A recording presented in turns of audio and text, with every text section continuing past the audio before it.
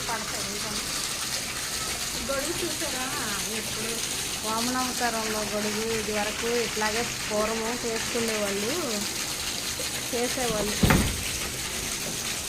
ఇదంతా కర్రలు చూడండి, మొత్తం ఎదురుతోటి చేసింది చక్కగా. ఇది దారం వేసి ఇలాగా కుట్టారు, దారం వేసి చూడండి గొడుగు. ఇవన్నీ ఎదురు బద్దులు, ఇవి ఎదురు కర్ర, ఇది వచ్చి ప్లాస్టిక్ వైర్ తోటి.